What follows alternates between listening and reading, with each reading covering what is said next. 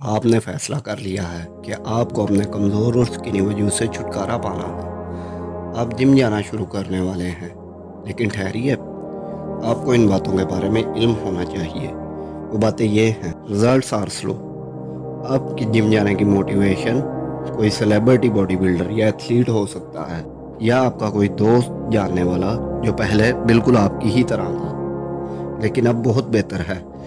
یاد رہے کہ باڈی بلڈنگ ایک سلو پروسیس ہے۔ ہر ماہ میں 1-8 کلو یا چند سو گرام کی ہی بہتری ہوگی۔ یاد رہے کہ جس سیلیبریٹی سے آپ متاثر ہیں اسے شاید ایکسرسائز کرتے ہوئے 10 یا 20 سال ہو چکے ہیں، اور آپ بالکل ویسا ہی بننا چاہتے ہیں، وہ بھی چند ہی دنوں میں۔ آپ کا وہ دوست یا عزیز جس نے اپنی حالت کو سدھار لیا ہے، اگر آپ غور کریں گے یا اسے پوچھیں گے تو آپ کو علم ہوگا کہ اسے ایسا کرنے میں کئی ماہ یا سال لگ گئے۔ Add small increment to diet. بہت سے لوگ اس غلط فہمی کا شکار ہوتے ہیں کہ اگر وہ جم جانا شروع کر دیں گے تو انہیں بے تحاشا کھانا ہوگا، اور عموماً ٹرینر بھی انہیں ایسا ہی ڈائٹ پلان دیتے ہیں جسے سن کر ہی ڈر جائیں۔ اس کی وجہ عموماً یہ ہوتی ہے کہ اکثر ٹرینر اتنے قابل نہیں ہوتے کہ وہ کیلریز اور میکرو نیوٹرینٹس جیسی بنیادی کیلکولیشن ہی کر سکیں، لہٰذا وہ رٹایا پلان ہی سب کو دیتے ہیں، یا وہ ایسا اس لیے بھی کرتے ہیں کہ ان کے کلائنٹس ڈائٹ فالو نہ کر سکیں، اور جب ایسا ہوتا ہے تو وہ کلائنٹ کو کہتے ہیں کہ تم ڈائٹ فالو نہیں کر پا رہے، لہٰذا تم سپلیمنٹ یا ویٹ گینر استعمال کر لو۔ وہ اس پروڈکٹ کو بیچ کر پیسے کما لیتے ہیں۔ ظاہر ہے کسی کو مس گائیڈ کر کے پیسے کمانا انتہائی غیر اخلاقی کام ہے۔ حقیقت میں بلکنگ کرنے کے لیے صرف چند سو کیلریز کے اضافے کی ہی ضرورت ہوتی ہے، جو بہت ہی تھوڑا ہوتا ہے۔ مثلاً ایک مٹھی بھر بادام یا 200 گرام میٹ یا ایک سنیک کا اضافہ ہی شروعات کے لیے کافی ہے۔ اگنورنگ دا ڈائٹ پلان، یہ چیز سابقہ پوائنٹ کے بالکل الٹ ہے۔ جہاں کچھ لوگ بے تحاشا اور غلط خوراک کھانے لگتے ہیں، وہیں چند لوگوں کو لگتا ہے کہ صرف جم جانا اور ویٹ لفٹنگ کرنا ہی کافی ہوگا۔ وہ خوراک کی اہمیت کو یکسر ہی نظر انداز کر دیتے ہیں۔ یاد رہے کہ خوراک باڈی بلڈنگ کی بنیاد ہے، اس کے بغیر کوئی رزلٹ نہیں آئے گا۔ Stay under guidance.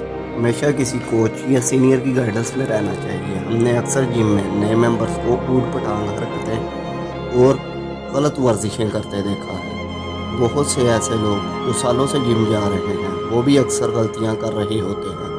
غلط ورزش کرنے اور خوراک کھانے سے مطلوبہ نتائج حاصل نہیں ہوتے، بلکہ عموماً انجری اور نقصان ہونے کا اندیشہ بھی رہتا ہے۔ دیر از نو ہڈن سیکرٹ۔